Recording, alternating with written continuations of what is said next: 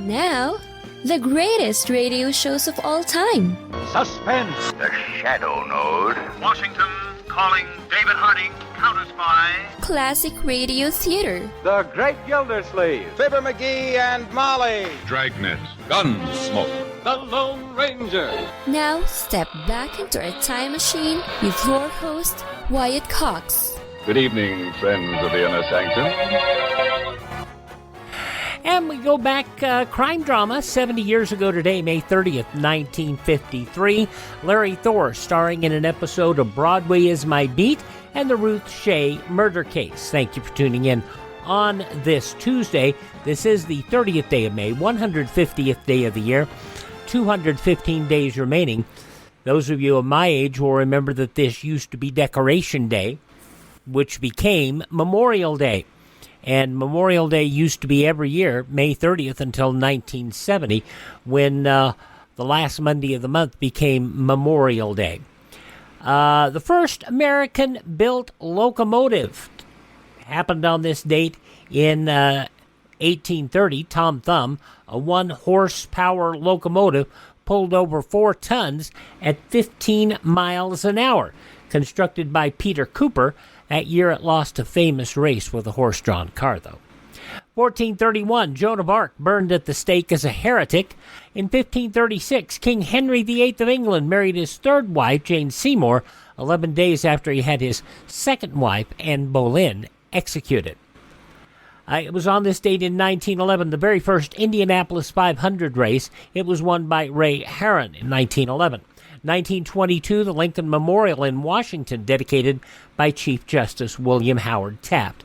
1935, Babe Ruth played in his last baseball game in the uniform of the Boston Braves. 1958, the bodies of several unidentified soldiers killed in action during World War II and the Korean War, buried at the Tomb of the Unknowns in Arlington National Cemetery. In 1998, an earthquake in northern Afghanistan and subsequent aftershocks killed an estimated 5,000, injured at least 1,500.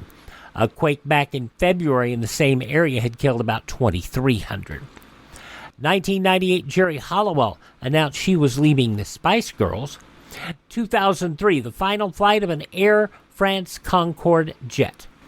And it was back in 2020. The Crew Dragon Demo 2 launched from the Kennedy Space Center, becoming the first crewed orbital spacecraft to launch from the United States since 2011, and the first commercial flight to the International Space Station. In 1778, Voltaire passed away. Other people passing on this date: Floyd Roberts, killed during the 1939 Indy 500. Bill Vukovich, killed during the 1955 Indy 500. Dooley Wilson, musician, actor, passing away on this date. Actor Claude Rains, musician Sun Ra, and Tex Beneke. All those folks passing away on this date in history. Oh, today the birth date of one we all enjoy. Mel Blanc, born on this date in history. What's up, Doc? Go, I say go away, boy, you bother me. Where are you, pigeon? I am looking for you. I call pudding cat. That's all, folks.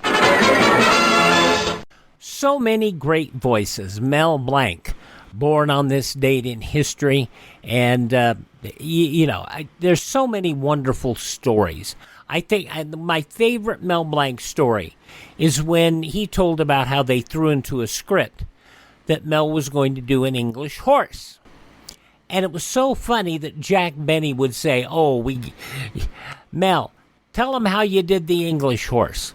And Mel did a wonderful horse impression. So he would do the horse impression and then go, oh, as a English thing. Yeah, you had to be there. Also, dancer, actor Stephen Fetchit, born on this date. Clarinetist, bandleader Benny Goodman. Cheyenne Bodie in the TV series of Cheyenne. Clint Walker, born on this date. And Meredith McRae, all born on this date in history.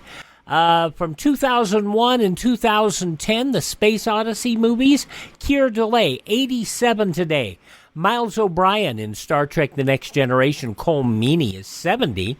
Jake the Snake Roberts, who has overcome his personal demons, overcome the results of many of his personal demons, 69 years old today, still performs as a manager in All Elite Wrestling.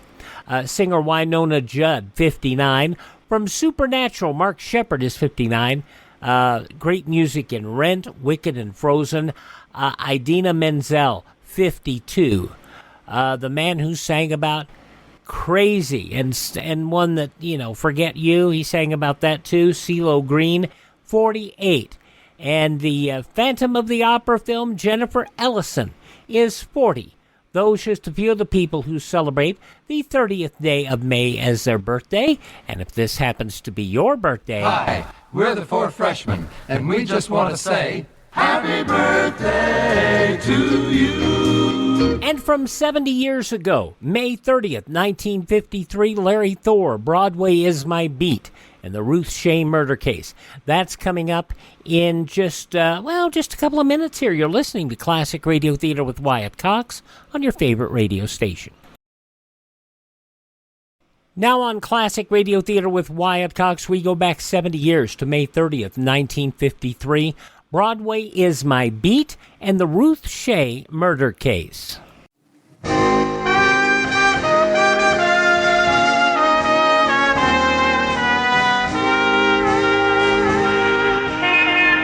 Broadway's My Beat, from Times Square to Columbus Circle, the gaudiest, the most violent, the lonesomest mile in the world.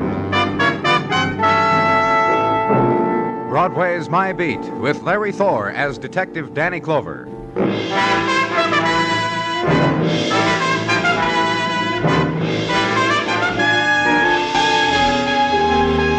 It comes to every street, and it comes to Broadway, the single instant when summer nighttime hits the skids, when tomorrow starts coming in. It's the instant when the shadows start to stretch, and the first neon is turned off, and a puff of breeze up from the river blows the warmth away.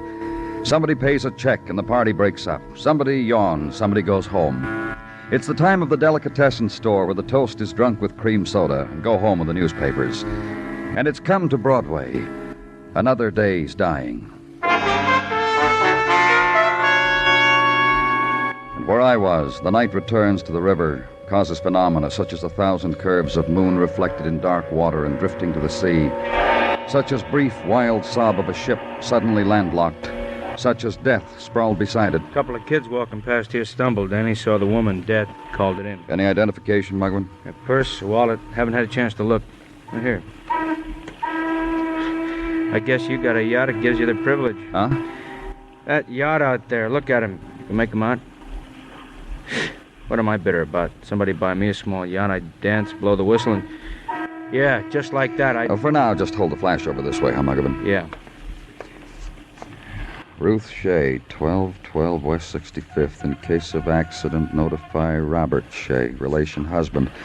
Height, 5 feet 4 inches, weight, 160. Bet this woman weighs more than that now, Danny. Closer to 250, I'll bet. No money in the wallet. Robbery, huh? Probably. Nothing else in this purse except a couple of candy bars. I'd say she was walking or was driven down here and... That's a real happy sound. Yeah. You know something? What?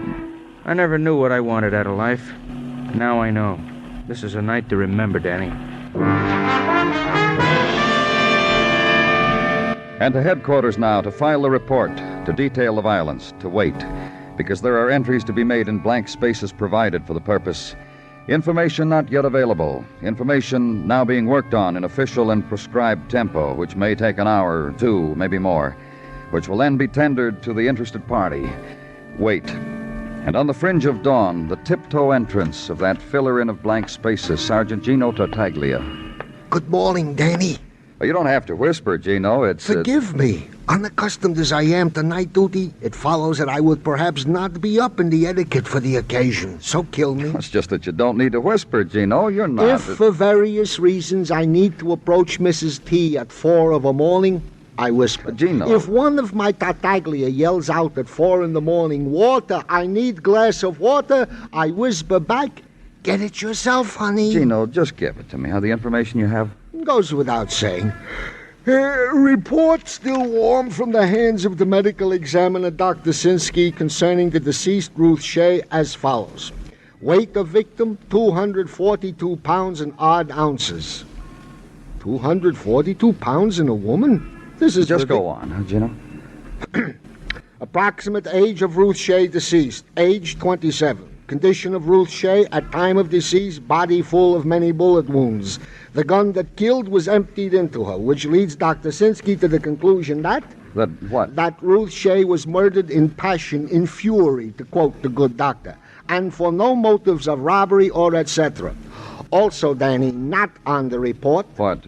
That the husband of Ruth Shea, having been notified, is right now waiting outside the morgue. Why didn't you tell me, Gino, instead He'll wait, Danny, he'll wait. What else is a husband in his condition to do? Besides, he's been there all... The walk now. Route channeled through plaster walls, bulletin boards stressing courtesy and alertness, and doorways to squad rooms, detention rooms, and other doorways. Route to the morgue. The final long corridor with the painted red arrows and discreet printing, the permanent beads of sweat on the wall. And the last turn, the man waiting in front of the brown doors. Are you Mr. Clover? The impeccable man. The man in shades of gray, the natty man who had brought a carved Malacca cane to the enormous cold room, who held a Homburg between you and him like a shield. They told me to wait here for you. I'm Mr. Shea, Robert Shea. Then you know it's pretty certain your wife might be here in the morgue, Mr. Shea. I knew she was missing. Has been for some hours. Let's go in. You say your wife has just been missing for hours. Since midnight, I'd say. Please. What? Before I tell you, before I recite small things as concerns Ruth and myself, the wherefores and so on, let's be sure. All right.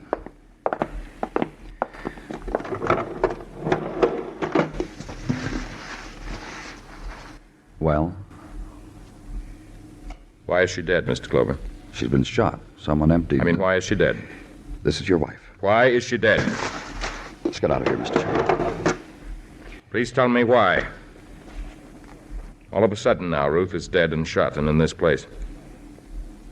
I want to know. Maybe robbery, maybe... All right. I'll accept that. Sit down, Mr. Shea. Can I get you something? What did you have in mind that you can get me, Mr. Clover? Water, cigarette, that's all. And the concerned look you're offering up right now? I analyzed that look correctly, didn't I? Partly. Quizzical? That's right. I want you to tell me about your wife's being missing, the small things you mentioned. At midnight, about then we retired. I kissed my wife goodnight. She went to her bedroom. I to mine. Go on. I couldn't sleep. I thought to listen to some music. My bed radio there's a little screw on the tuner. It's out of order. I thought to go into Ruth's room quietly and take her radio. I see now how I knew. This ever happened before, Mr. Shea? 2 or 3 times. Oh? But each time I found Ruth on the back porch. You won't believe it. Tell me. Reading poetry by flashlight. Listen, Mr. Clover. Yes? First of all, you must concern yourself with me. I know that, whether I killed my wife. I didn't. I worshipped her. You'll find that out. All right. You can see how wonderful she was. Poetry by flashlight. I worshipped her. You'll find out that I did. You'll see. Now I'd like to be alone.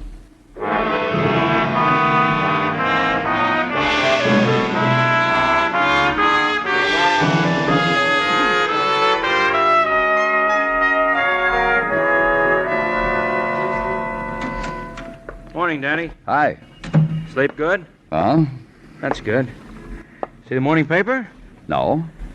You don't look at the morning paper, Danny. How are you going to know what's happened during the night to our civilization? Muggavan, so help me. That's why I brought one with me. Already folded neatly to page 10. Behind the sports section and what the Giants went and did again. Here, the third column. Picture of a young woman. Want to look at it, Danny? Sure you do. Look. Very beautiful. Very. No, don't read it, Danny. Let me lay it out personally. That beautiful woman in harem costume, that ravishing thing, that doll. Oh, that's got heartbreak in it, the way her mouth curves. That's Ruth Shea. The same Ruth Shea we found shot up near the river. I don't... Sure you don't believe it, neither do I. But that's her, all right. Picture taken 2 years ago at a society fair with tents on Long Island. The beautiful, elegant Ruth Shea, they say about her. Just that long ago. I checked with the newspaper. One of their boys grabbed the picture 2 years ago, August 1951. I talked to him personally. All right, Muggavan, she was beautiful, so what is it? What does it prove? How would I know? How would I know what happens to a woman who looks like that and then ends up as a 250-pound corpse? How would I... What do you want, Tartaglia? What do you want, Sergeant? My mission is to Lieutenant Clover, if you don't mind, Detective Muggavan. What is it, Gino? Just came a phone call to this department from a Miss Dinah Martin. Well? A Miss Dinah Martin who politely informed me she was an intimate friend of the late Ruth Shea. That she saw Ruth no less than day before yesterday, and also, if we will kindly send someone to her place, she will be happy to chat about who killed her dear friend Ruth. Her address, Tartaglia, you get it? Also, Danny, the address of Miss Dinah Martin, which I present to you for your personal consideration. Thanks, Gino. You did good. Thank you, Danny. And before you mention the squad car, Detective Muggavan, it has been ordered and is awaiting your pleasure. That is all.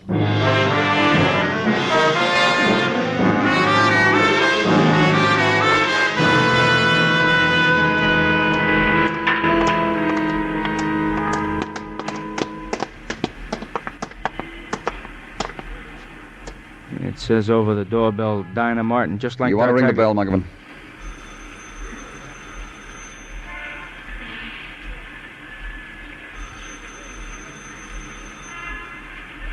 Maybe Dinah changed her mind. Try the door, huh? Wouldn't live without it. We go in, Danny? Sure we do.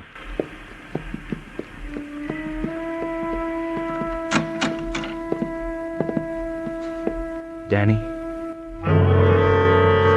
And the thing that stopped him. Girl seated on the floor, head twisted, leaning up against edge of bed. Arms unbent, curved inward, fingers taut in attitude of distorted dance. Mouth in silent, infinite scream. Eyes open, staring. Throat... Bruises, Danny. She's been strangled. Girl strangled. In attitude of doll. Attitude of death. Final pose of murder.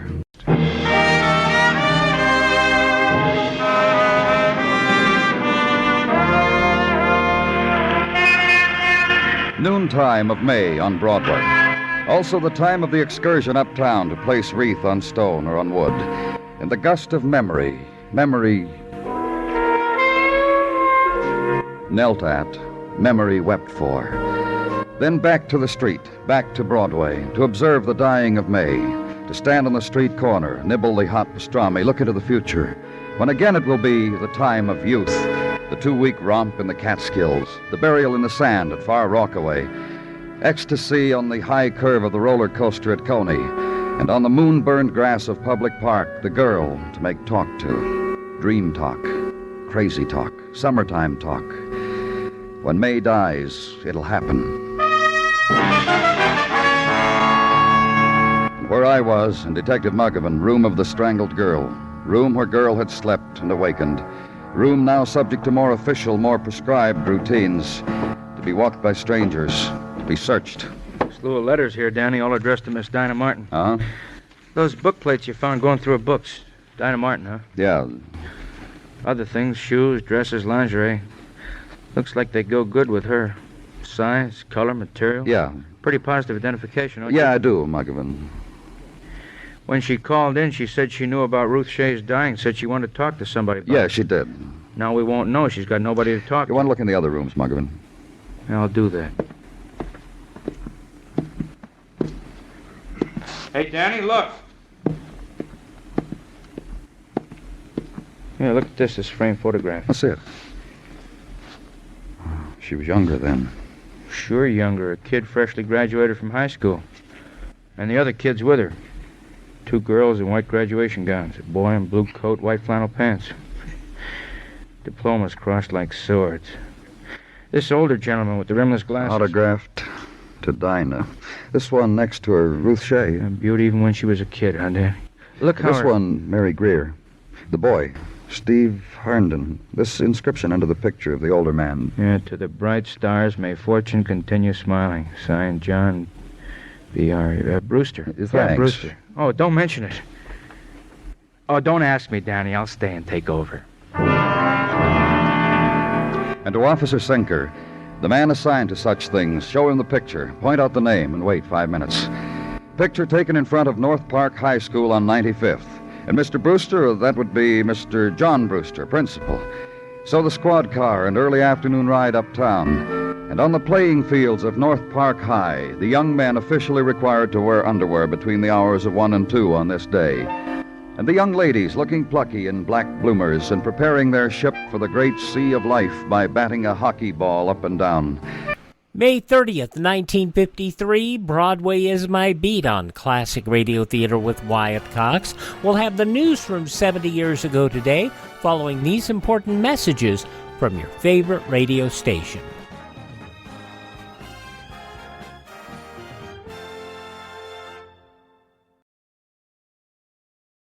Just going to take a minute here to tell you about the big savings going on now, the clearance sale at mypillow.com. And you know, I've talked about how in my office I have a pair of my slippers, and they're really comfortable, and they're on clearance right now. The mypillow.com slippers, $25 a pair, limit 10. And I would buy 3 or 4 more pairs. Unfortunately, they're out of my size. They also have sheets, pillowcases, clothing items, all on special right now. Go to mypillow.com, click on the clearance tab at the top of the page, use my promo code Wyatt, or call 1-800-928-4715. Limited sizes remaining in the MyPillow slippers, limited colors on other items. mypillow.com, clearance tab, promo code Wyatt, 1-800-928-4715.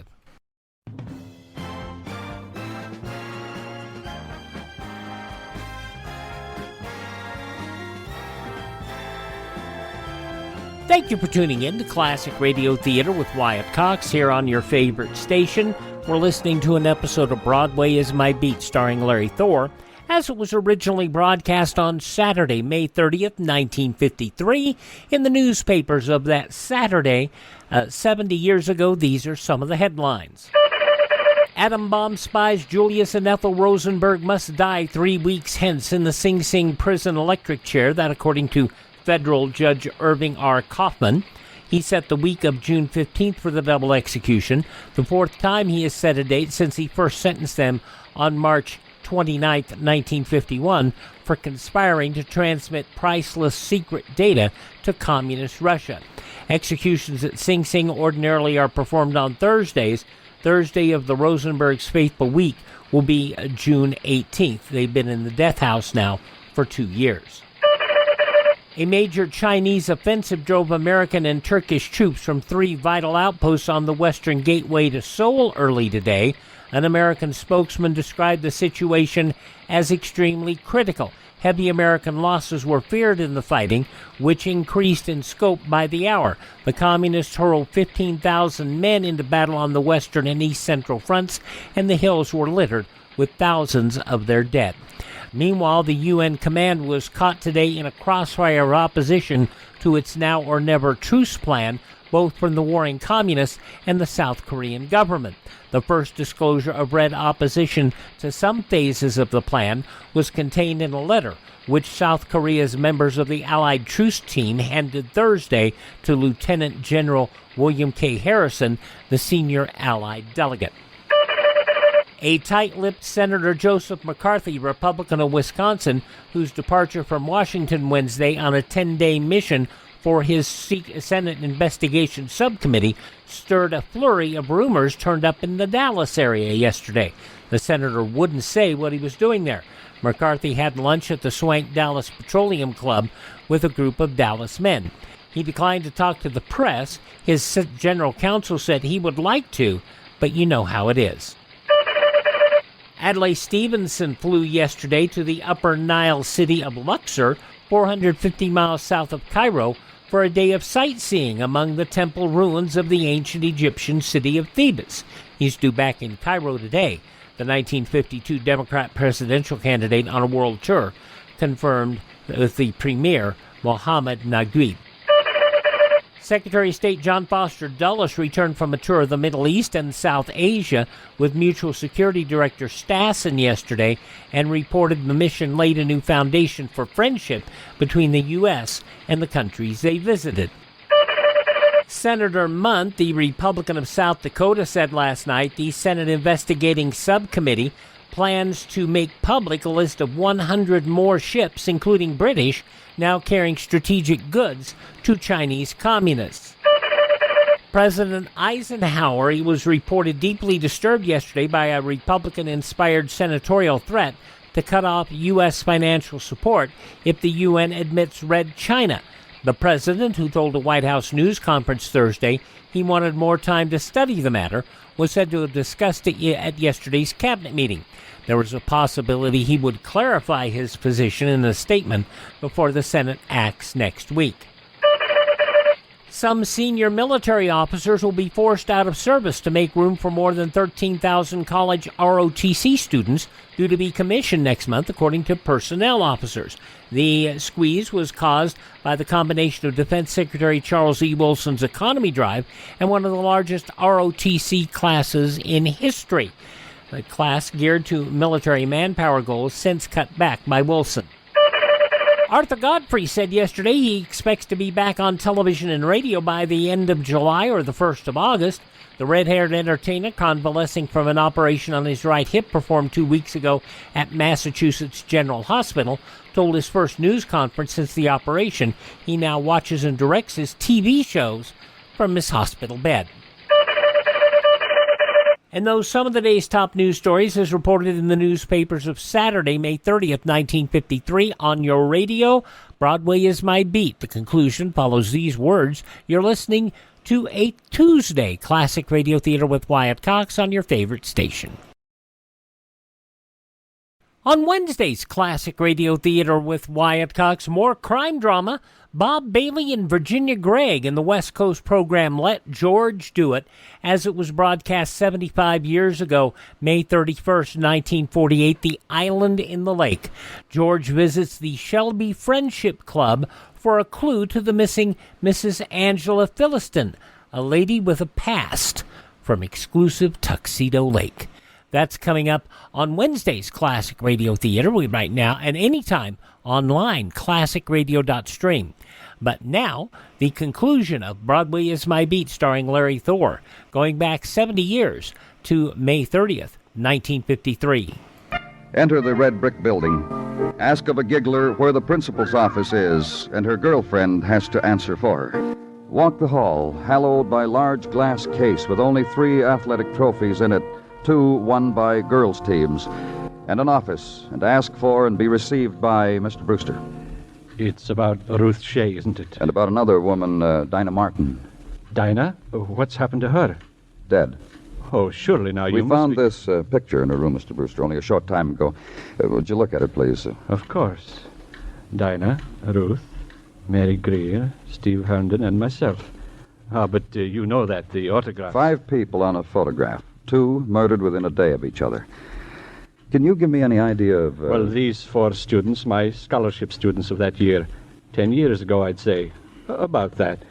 We had our pictures taken together, an annual thing. I see. Each won a scholarship to college. Had you seen Ruth? I mean... When she was dead. The black hair. What? I marveled as black. It was red, Mr. Brewster, a kind of red. Ruth was so beautiful. I remember how I would stand by that window and watch as she... Time does pass, doesn't it? Yes. It's a pity she didn't go to college. She had a fine mind. Ruth, didn't you know, she married after graduation. Why she married when she could have had an education... Mr. Brewster... What? Oh, yes. Had you seen her recently? Not since I handed her her diploma. But I got word from her, about her, from time to time. Oh? Coincidence, really. What is it? I happened into Dinah Martin 6 months ago. 8. No, well, it's not important how long ago. Just tell me. She said she'd seen Ruth often. Ruth was fat and a horror as a person. A crier, twister of handkerchief, an eaten woman. You know how they are. Go on. Well, that's all she said. She was in a hurry. And now she's dead. Strangled to death. Well, that's all she said. She was in a hurry. You know where I can find this other boy and girl in the picture? Well, my secretary should be able to tell you. We send out cards periodically to see what happened to our people. She should know. Things really do, don't they, Mr. Clover? They really change.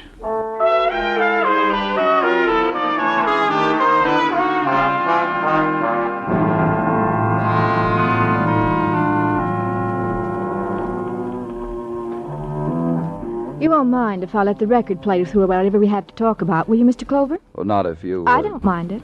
Why should you? Look, Miss Greer... If not that record, then the radio. Because it helps me when I need to think. When I have to study, when... You're still a student, Miss Greer? Postgraduate work at Columbia.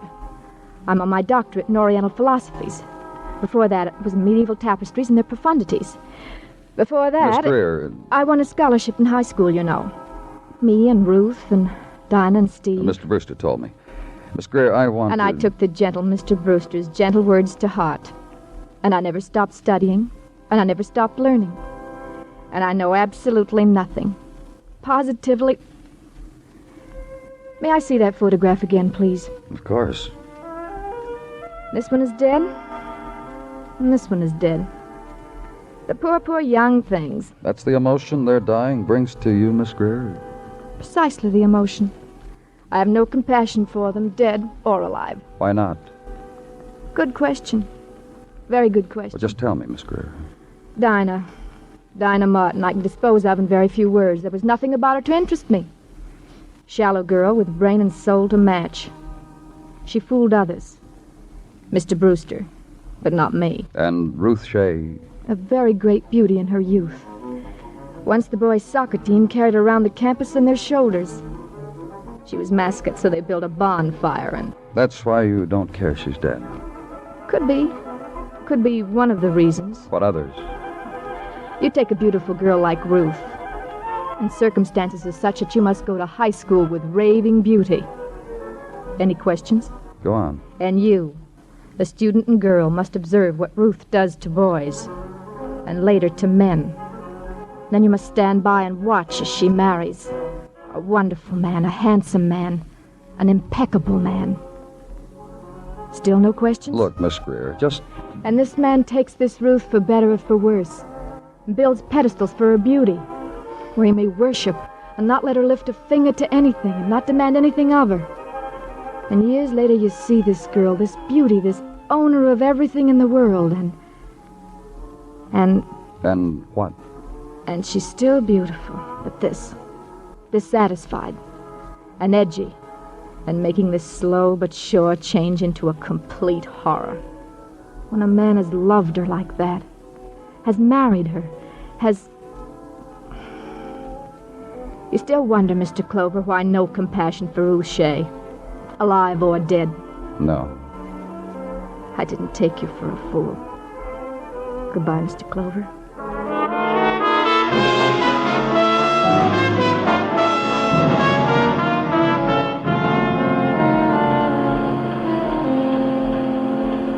How did you find me, Mr. Clover? I got your home address from your high school. I phoned your house. Your wife told me where to find you. She say I'd be up to my elbows in shoulder pads? Yes, she did. It's a joke for people who ask where I am during the day. The things those people are making, shoulder pads for ladies' garments. Here, this is a shoulder pad. Oh? Very interesting. Interesting. The heat done something Look, to you? Mr. Herndon. Okay. You said it's about Dinah and Ruthie when you come in. That's right. Dinah went out of town to college, if I remember correctly. Me, I stayed here. Had you seen her recently? No. Nope. How about Ruth? In high school, I practically fainted for just one touch of a loose-leaf book. Nuts about her. I understand she used to be a very beautiful girl. You remember Dolores Costello in the movies? Only with coal black hair. Wistful, but with the macho mystery. The black hair did it for me. Black hair. Last time I saw it was platinum. How long ago was this? Well, I saw her at a party a couple of years ago. How did she look? Started to get a little heavy, I thought. Figured it was from the booze. Oh? Yeah, she was real loaded. Hey, listen. Uh-huh. You already talked to my wife on the phone, haven't you? There's no need to talk to her again, is there? I doubt it. Why? My wife always wondered where I disappeared to for an hour. That party 2 years ago. I danced Ruth out on the balcony. Ruth was loaded. You remember I told you that? That's right, you did. And she hated him, but she wouldn't let me kiss her. Hated her husband, you mean? Yeah, that's right. She was talking divorce 2 years ago. Did you know that? She said he wouldn't give her one. What else did she say? Oh, she said she'd get even with him, you know. Why did she hate him, Mr. Herndon? Did she tell you that? Yeah, kinda. Said she wanted to get off that pedestal. She said he wouldn't let her really be a wife. He would do everything for her. I'm tired of being told she was so beautiful and she mustn't do this or do that.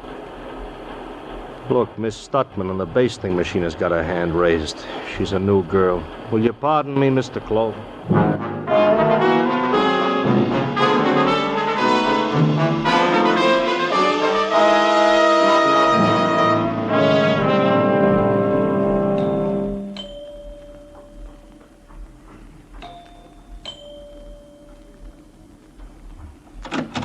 Yes? Hello, Mr. Shea.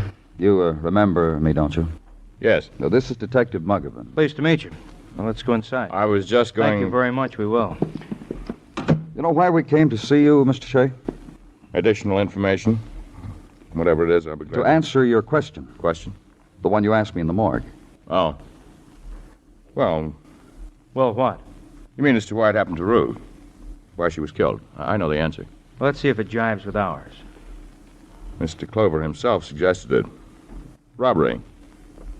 Ruth was foolish enough, sentimental enough to take a walk late at night by the river. She left herself open for that sort of thing. It's not an extraordinary happening in the Mr. city Shea. that a woman lonely on a lonely stretch of pavement. Ruth was well dressed, as you know. Ruth, to some people, there was a prettiness in her All right, face. cut it out, Mr. Shea. It's possible that she attracted... Anyhow, you know as well as I do, she had no money with her. A woman of her class to have no money. Therefore, at points, I've come to the conclusion that it was murder provoked. Danny. But... Leave him alone. Well, doesn't that make sense? I've asked myself over and over. Over and over. What about the 7 bullets? What? Whoever shot your wife emptied his gun into her. Her murderer was provoked. Down at headquarters, we've got it tabbed as a crime of passion. What do you mean? Love, hate, emotion, you know. A bright man like you. A man shoots a woman, she drops. He stands over, he keeps shooting.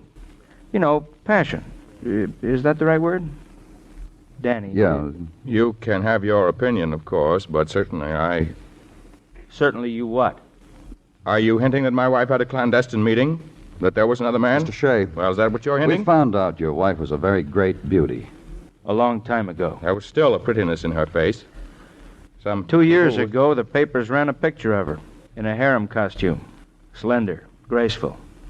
You remember? Yes. Her black hair. Yes. Then she dyed it platinum. How'd she look? Cheap. On her. And she was starting to put on weight. Then she dyed her hair again. What would you say that color was, Danny? I don't know. Orange. She said red, but something happened. And getting sloppier. A beautiful woman like At the that. time she was 16, I loved her. 16 and lovely. And I married her. Mr. Shea.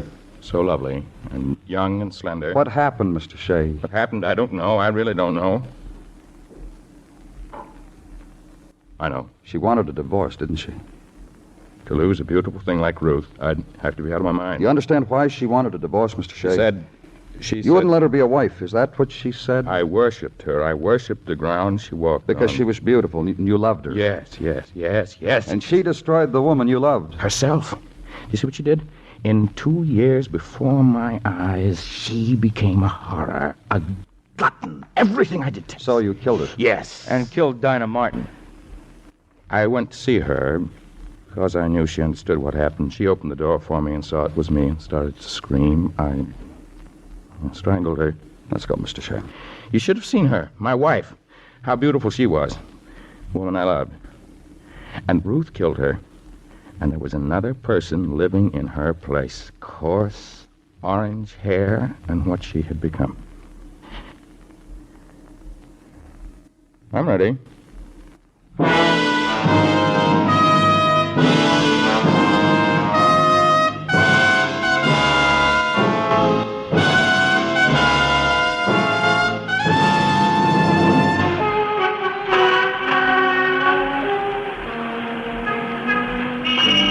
It's the street of the hunter, this Broadway. of the smile that's dropped at the tip of the hat, and lights flung from windows, out of doorways, and you walk a pavement spangled with 1,000 colors. But between the light, that's where the darkness is. It's Broadway, the gaudiest, the most violent, the lonesomest mile in the world. Broadway, my beat.